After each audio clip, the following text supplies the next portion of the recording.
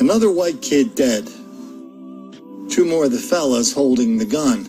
This was during a sales transaction for an iPhone 7. The white kid thought he'd take a walk on the wild side by leaving his very safe and secure suburban home in Richmond and heading on down to the black side of town because that's where the fellas wanted to meet up to buy his phone.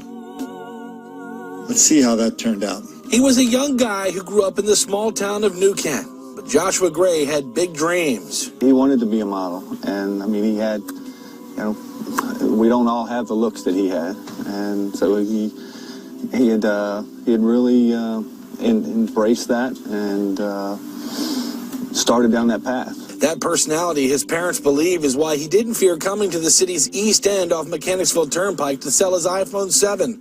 Police say it was there where Gray was killed in cold blood. And I just don't know what justice means. What is justice?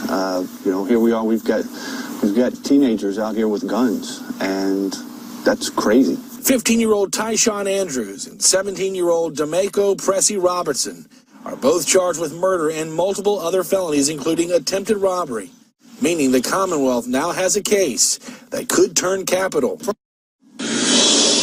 It's every parent's worst nightmare, and one the Grays never imagined would happen to them.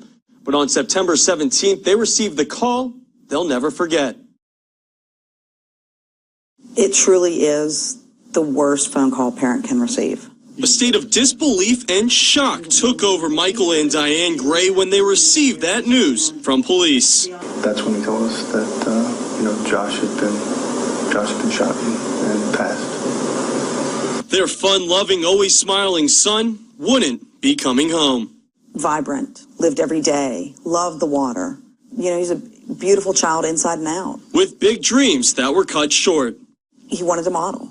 He wanted his name and face to be out there. Now, his family is just left with photos and memories. This is who I'm going to miss. That first few days was numbness, shock. This is not possible. And you just expect them to call or come through the door. It's unbelievable. It's not any easier with the people responsible behind bars. Their lives have been ruined. I can't imagine what their families are going through. They've lost family members just as much as Josh.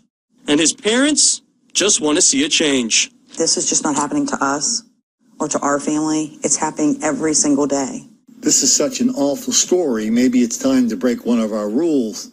Why don't we offer an explanation as to why those two black people lured that white kid into their neighborhood so they could rob him and kill him? We got to get guys employed. We got to get people employed, Skip. Because if you don't have money and you want something nice, either I got one or two ways. I sell drugs or I go steal it or I go take it. Those are my two options, because I see Rolexes and I see Mercedes and I see nice things and I want them, but I don't have a job and I don't have opportunity and means to get it. So if I want it, I'm going to go get it.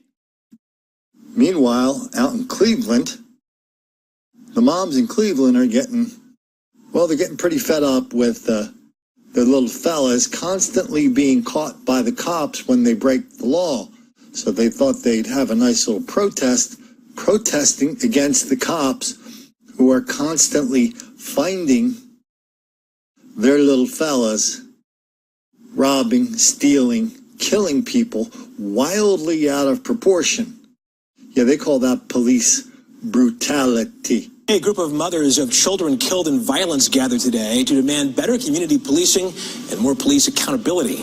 Channel 3's Leon Bibb has details now on that rally. Leon, good evening. Good evening. The group of Cleveland area mothers took their protests and allegations of police brutality and other acts of violence to the steps of the Cuyahoga County Justice Center and within sight of Cleveland Police Headquarters. It was there several people whose sons were killed by police over the last several years voiced their complaints.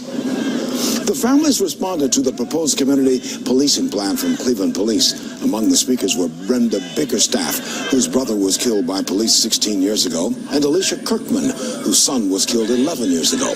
Also there was Samaria Rice, whose son Tamir, at age 12, was killed by police gunfire 4 years ago. It was a much reported and highly controversial incident, which was detailed nationwide. The women said what they wanted was more Cleveland police accountability and stronger educational requirements for incoming officers, and more. The police cannot be against the community, and that's what we've been experiencing for the last 70 years. Wow, it's only been happening for 70 years? I thought it was 7,000. I thought it was 7 million. So somehow back in 1948 and 47 and 46, this whole black-white thing was all just fine. Black people were not breaking the law wildly out of proportion back in the day. Cops were just not catching them breaking the law back in the day, not like today. When it seems like cops catch a lot of black people breaking the law, they put them in prison. But now we know that's all about white racism. It's all about police brutality. But above all, it's all about protesting like this and not making the black kids angry.